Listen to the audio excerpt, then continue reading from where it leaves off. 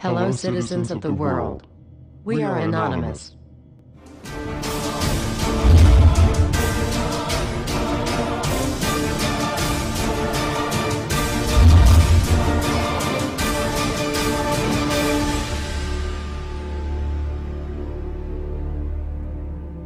Dear brothers and sisters, now is the time to open your eyes. In a stunning move that has civil libertarians stuttering with disbelief, the U.S. Senate has just passed a bill that effectively ends the Bill of Rights in America. The National Defense Authorization Act is being called the most traitorous act ever witnessed in the Senate, and the language of the bill is cleverly designed to make you think it doesn't apply to Americans. But toward the end of the bill, it essentially says it can apply to Americans if we want it to. Bill summary and status. 112th Congress, 2011 to 2012, S. 1867.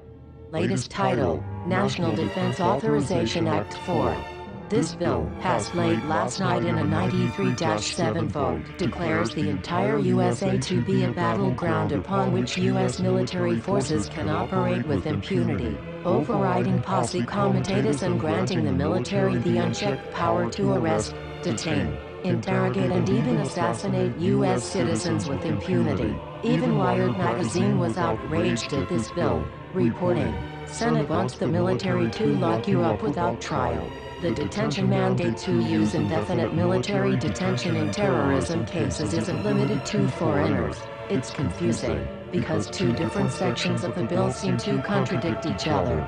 But in the judgment of the University of Texas Robert Chesney, a nonpartisan authority on military detention, U.S. citizens are included in the grant of detention authority. The passage of this law is nothing less than an outright declaration of war against the American people by the military-connected power elite. If this is signed into law, it will shred the remaining tenets of the Bill of Rights and unleash upon America a total military dictatorship, complete with secret arrests, secret prisons, unlawful interrogations, indefinite detainment without ever being charged with a crime, the torture of Americans and even the legitimate assassination of U.S. citizens right here on American soil. If you have not yet woken up to the reality of the police state we've been warning you about, I hope you realize we are fast running out of time. Once this becomes law, you have no rights whatsoever in America, no due process, no First Amendment speech rights, no right to remain silent, nothing. The U.S. Senate does not want us to speak. I suspect even now orders are being shouted into telephones and men with guns will soon be on their way. Why? Because while the truncheon may be used in lieu of conversation, words will always retain their power. Words offer the means to meaning, and for those who will listen, the enunciation of truth. And the truth is, there is something terribly wrong with this country, isn't there? Cruelty and injustice, intolerance and oppression.